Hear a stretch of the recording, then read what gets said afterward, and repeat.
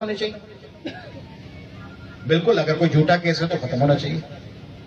वो बातें आप बिल्कुल करें, मगर कोई एजेंडा तो दें।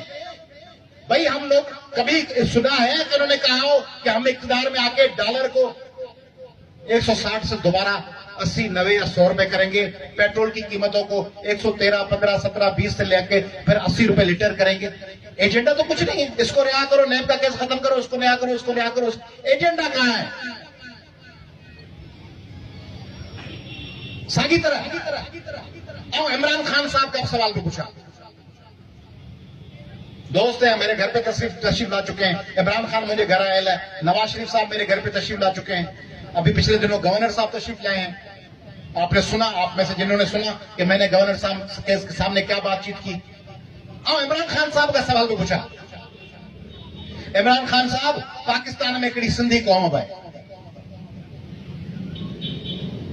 उन सिंधी क़ौम खे 2009 खां ज़रदारी साहब जे हुकूमत में पाण सदर हो, को बि वफ़ाक़ जी नौकरियुनि जो पैकेज कोन मिलियो। नवाज शरीफ साहब जे दौर में कुछ कोन मिलियो। तू भला कुछ दे। ऐं मुतालबो तो कयां वफ़ाक़ी हुकूमत खां त सिंध जे बेरोज़गार नौजवाननि लाइ 5 लख नौकरियुनि जो पैकेज ॾिनो वञे। तव्हां जे ज़रिए तव्हांखे मंज़ूर आहे? कयां मुतालबो? ऐं इमरान खान साहब खे इहा गुज़ारिश थो कयां त तुंहिंजा कुझु वज़ीर